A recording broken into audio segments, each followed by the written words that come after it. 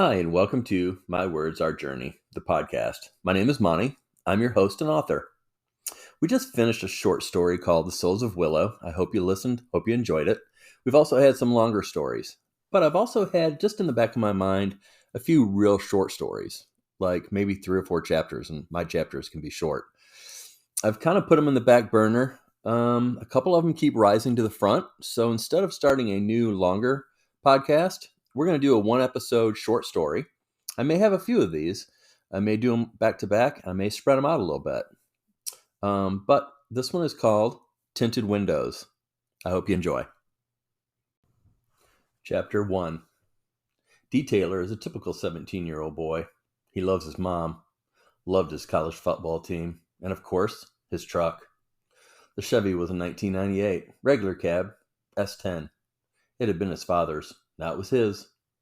Well, it was an older vehicle. You'd never know it by the way DT, as he was known to his friends, took care of the truck. Weekly cleaning, inside and out. No drinks, never any food, and certainly no smoking in his truck. He parked the lowered red Chevy at a distance from all others when he parked anywhere. That was at school, the mall, movies. Rain, sleet, snow, didn't matter. He was not setting his truck up for a door dang. So, on this particular morning, DT was super excited. He had just been dropped off by his mother at Daryl's window tint and stereo so he could pick up the truck. Daryl had kept it overnight and had done the window tint as a favor to one of his buddies from school. He'd also given DT a small discount since he hadn't thought ahead about taxes when he'd worked out the odd jobs he had done around the neighborhood to get the money to tint the windows. DT worked part-time after school, bagging groceries and stocking shelves at the local market to pay for some of the groceries at the house, and the rest went to walking around money and gas. There'd not been enough to save, so he had mowed some lawns, cut down some shrubs, even walked a couple of dogs for the Jacksons, who were out of town for a weekend. It was worth it. The truck looked amazing. The tinted windows on the shiny red truck, black wheels, all he ever wanted. Others could dream and drool over sports cars or the new lifted monster trucks. Nope. For him, he loved everything about his truck. He had fading memories of watching his father work on the truck in their driveway. Sometimes his dad seemed happy to be doing the work. Other times, DT could remember him cursing up a storm about a part not fitting, or the genius that designed it so he couldn't get to the part he needed to, or the bolt that was just out of reach. Pulling out of Daryl's parking lot, he got a new text, so he stopped and did a quick read. His mom was homesick, and he had promised her he would stop and pick up anything that she needed. It had appeared she needed a Chick-fil-A sandwich and a large waffle fry. A smile crossed his face. That meant she must be feeling better. It was a little out of the way, but he would do anything for his mom. She was his rock, had been before her dad had gotten sick, and certainly was now. His mind was on driving the truck through the school parking lot the next day, and the reaction he was sure to get. He was really looking forward to that. Had he stopped completely, or had he just rolled through a four-way stop? He could not be sure, but the Camry to his right certainly did not think he had stopped because they were laying on the horn. DT gave the customary sorry half-wave and continued on his way. Nothing was going to ruin his mood today, he thought. Chapter 2. Kim Oliver loved the life she was building for herself, and she would keep telling herself that as she closed the apartment door and headed down the stairs, knowing there was absolutely no way she was going to make it to her meeting this morning on time. It was the worst feeling, but one she had felt before. Her husband Thomas had worked the overnight again at the hospital. It was not his normal shift, but he was picking up extra hours to help around the house. They had moved into the upscale apartment only a few short months ago, and it was proving to be a little more expensive and a little harder to make ends meet at the end of each month. But neither complained. Working hard was just part of the American dream, they told themselves, and they did love the neighborhood, the walking trails, the fountains, and the security they felt living there. Kim had gotten up by the alarm, as usual, had followed her morning routine, and should have been out the door on time. Should have. But life just doesn't always work that way. When opening the door to set the trash outside like she had done numerous times, their new puppy, Razor, had bolted between her legs and made a beeline for the parking lot. Kim had freaked out and had run barefoot after the little rascal. When she finally scooped him up in his arms, in her arms, he must have thought he was in so much trouble. He was shivering, and then, yes, he peed on her newly pressed uniform. And that was what made her late as she walked out of the apartment. Changing would have been quick and easy, if not for the fact that her other uniform was in the hamper, waiting for her, Thomas, to have time to run the washer and dryer. The meeting had started, duties had been given out, and ending when Kim sheepishly entered the room. The chatter that had been going on was gone, and the lone voice from the front barreled, "Well, look who's graced us with her presence." Chapter 3. Police officer Kim Oliver was coming up on the four-way when TD was getting honked at. From her vantage point, the red truck with the questionable tint had rolled through the stop sign.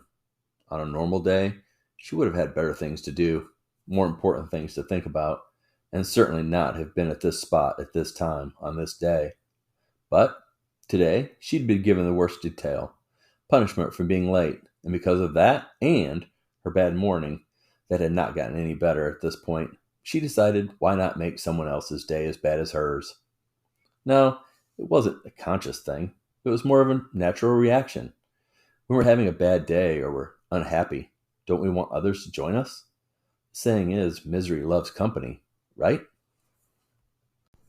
The fact that her morning had started off wrong, the fact that she was humiliated in front of her peers, the fact TD may have rolled through a stop sign, and finally, the fact that the tint on the shiny truck may be darker than the state limit. Well, Officer Kimberly Oliver did not hesitate to turn on her lights, pull the truck over, and call in the plate.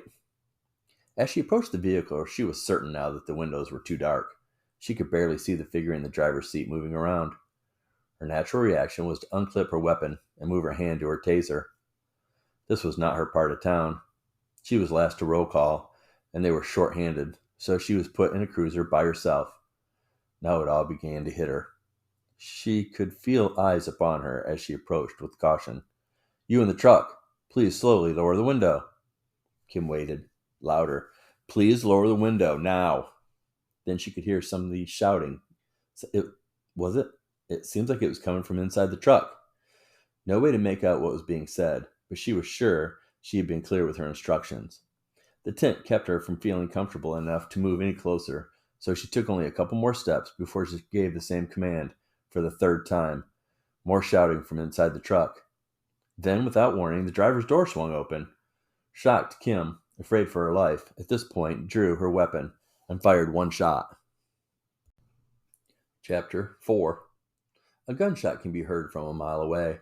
Unfortunately, the folks in this neighborhood, where the four-way stop was, they were used to this sound. On too many occasions, at various times of day and night, a random gunshot could be heard. It was not overlooked by the locals. They still kept their heads on a swivel, but when they heard the familiar sound, which wasn't too uncommon, they generally didn't run for cover. This time was no different. It was just past 10:30 a.m. when the shot rang through the streets.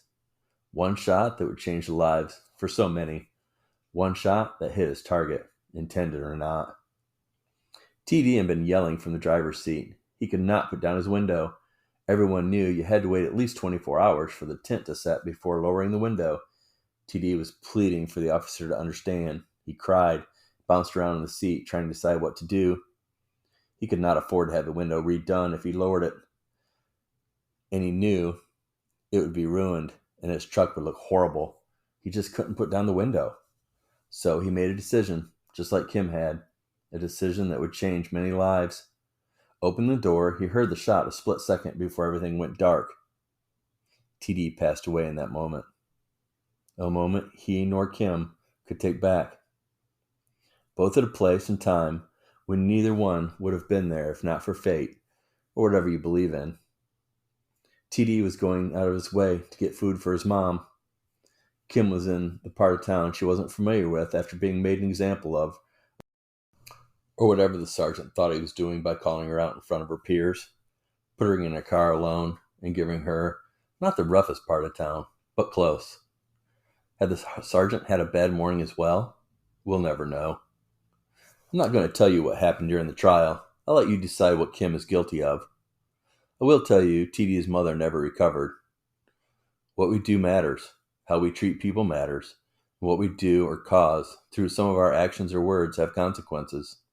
Something to think about next time you want someone to join in your misery. Maybe this fictional story is only meant for me, to remind me to not take the path of misery loves company, but to try to do better. But either way, as I said earlier, this story's kind of been on my mind, something that I wanted to get out there. If it helps you, great. If it's just a couple minutes of entertainment, that's good too. And if you're like, not into these, I want one of my longer stories, journeys, we'll be getting into one of those soon. It's called A Church for Pete. Thank you for listening. Have a great day.